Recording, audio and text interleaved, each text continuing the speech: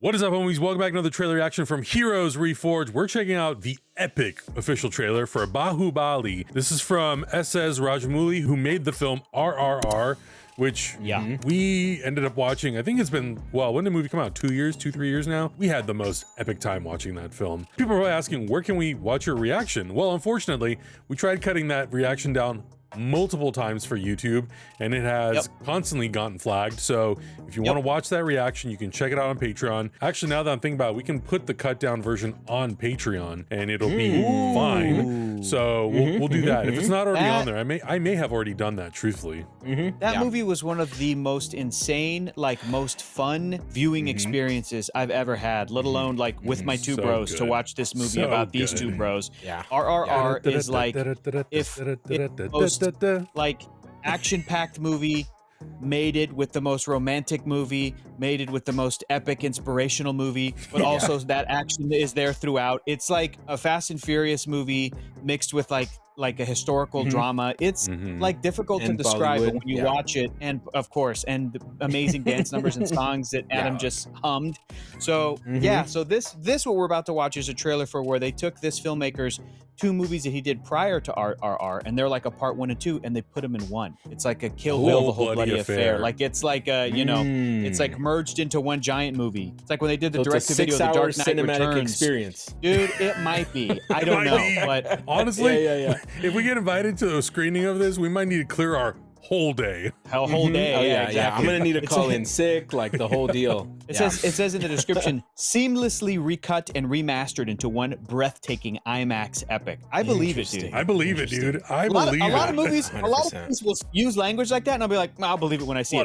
This movie, this is. I already tell this is breathtaingly epic. I don't even need to. 100%. 100%. You know, we're about to see some of the wildest CG stunts ever created in all of They're underselling it. They're underselling it at this point. IMAX, you guys don't know what you have on your hands. This trailer should have been 5 minutes long. The English language has not caught up to how awesome this movie is, basically.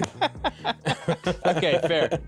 There's better descriptions in the native language, but we can't live up to English. That. Can't comprehend it yet. Yeah, absolutely. All right, ready when you guys go. In 3, 2, 1, go. Oh my God. 10 years ago, the story redefined Indian cinema. 2 films, 1 name.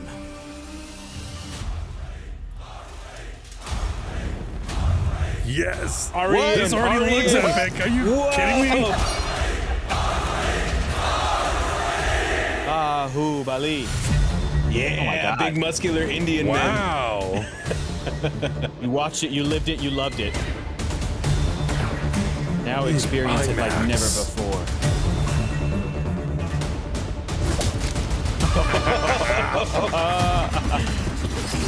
What? Oh my God. Oh my God.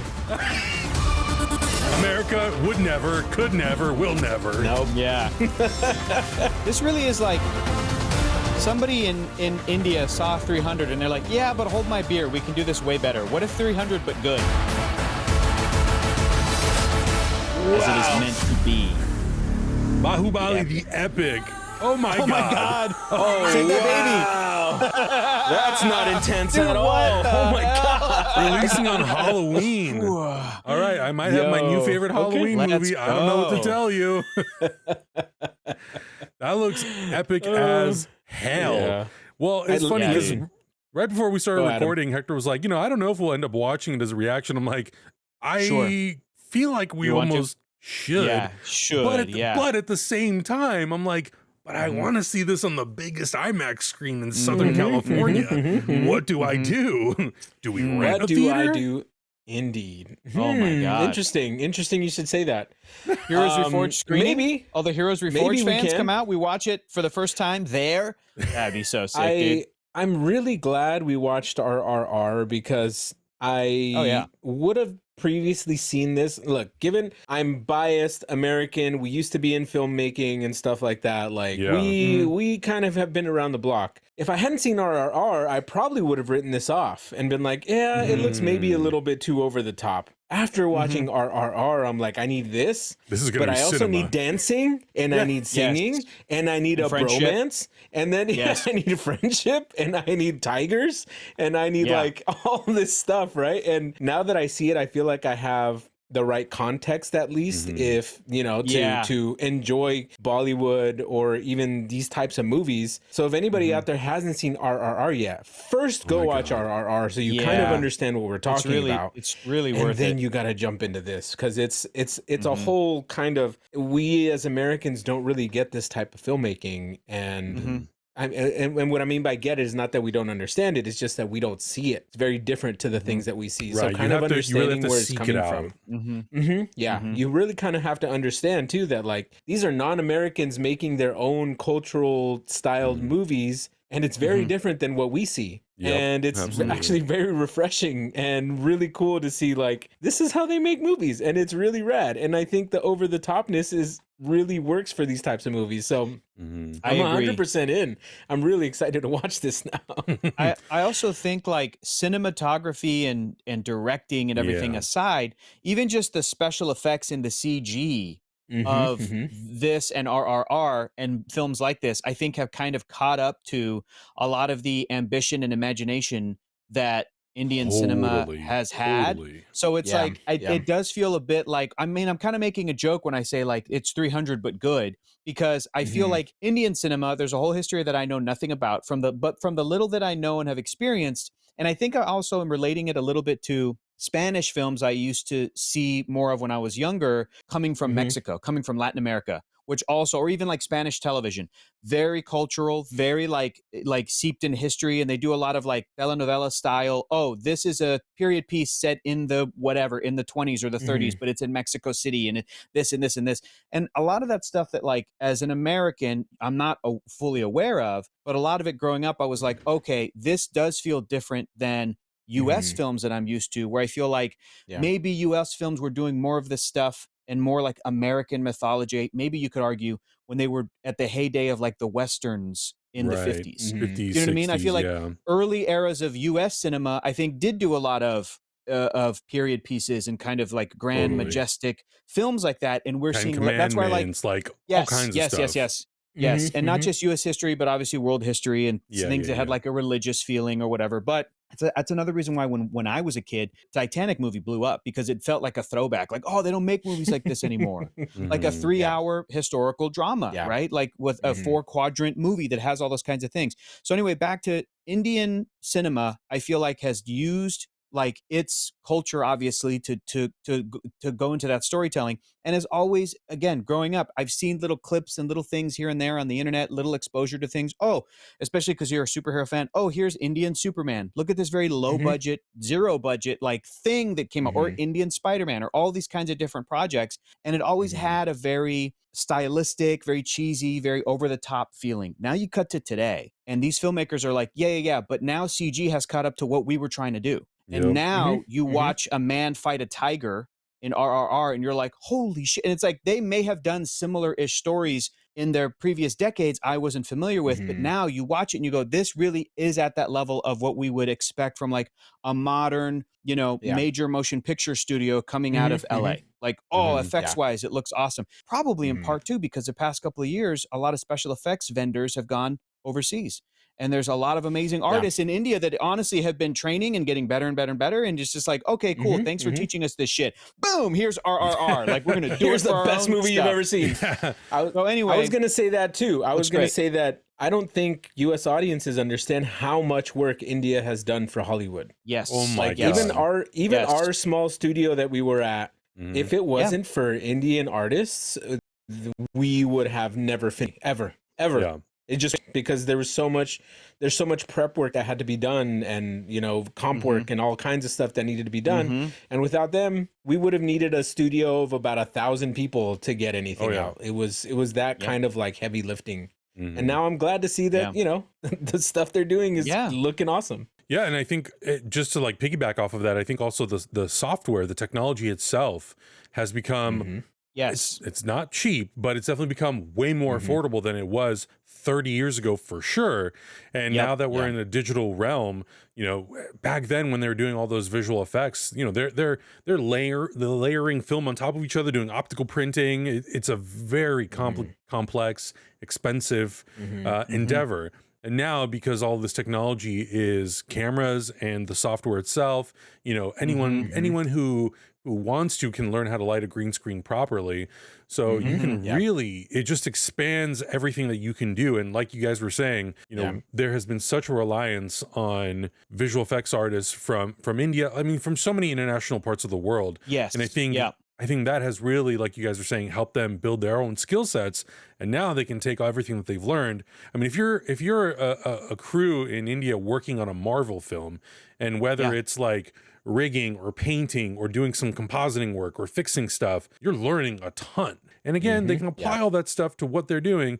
And then whatever cinema they're influenced by from the West or from even further east in places like China and Japan, you know, that all also like plays a huge factor in how they take that visual style and then adapt it and mold it and make their own cinema out of it. So I think that's what's so exciting about movies like this. And I think truthfully unexpected, because for I think the longest time, I made the same assumptions about their cinema, is that it's very dated and it's limited and it has, you know, it has a very specific style that maybe I'm not into. And then seeing trailers for movies like this, I'm going, oh, I'll happily sit through this for 3 hours. Happily. I don't care how many subtitles I have to read. I will read it because this looks epic. And it's really, really well done. Yeah, it's gonna rip no matter what. And I gotta give props to all the people in the comments that forced us to watch RRR. The comments were just nonstop. They were like, watch RRR, watch it. And I'm really glad we did. And I'm really glad they pushed us to do that, because I don't regret it at all. It just really sucks that YouTube makes it so difficult for us to put these damn videos out sometimes. Well, YouTube is cool with a lot of, you know, horrible language on their website, but it's an Indian movie. They're like, no, that we draw the line there. Come on, dude. Sorry, guys. Yeah. Anyways, international cinema is awesome. I'll always love a great American movie if it's a great movie. Nothing makes me happier than watching something from a really great, new, and interesting filmmaker and a great perspective and a great artist.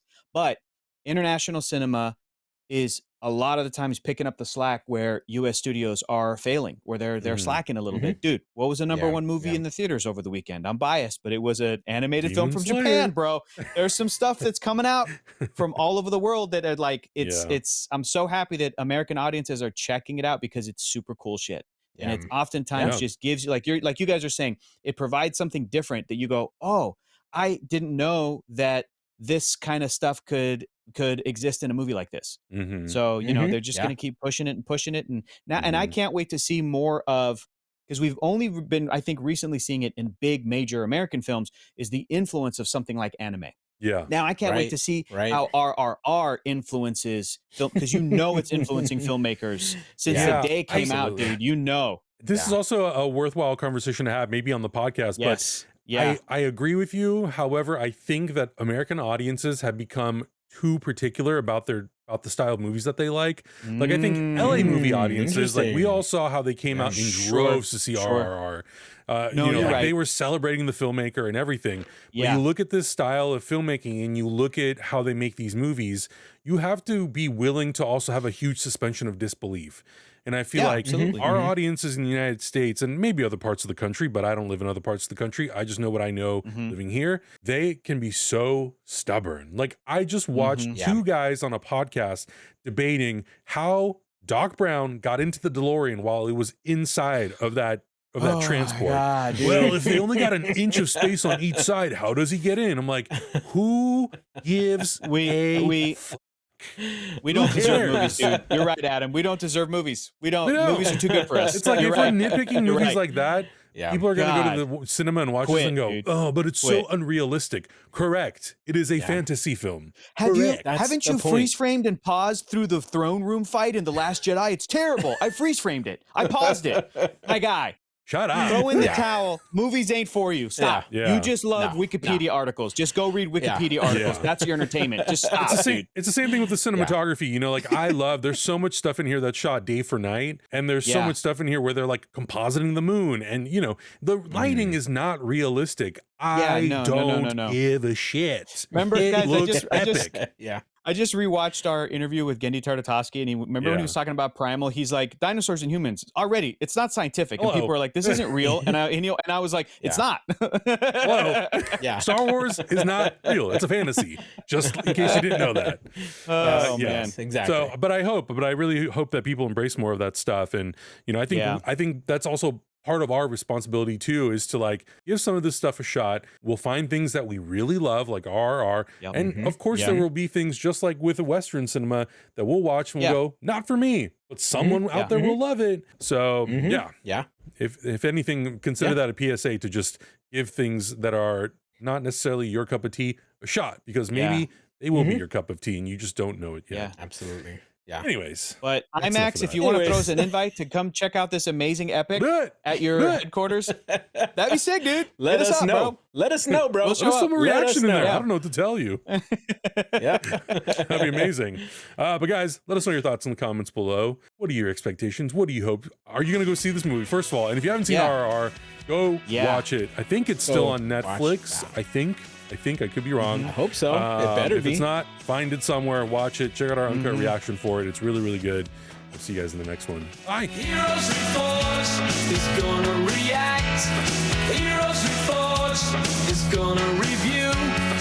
Heroes Reforged is gonna discuss. That's why we are watching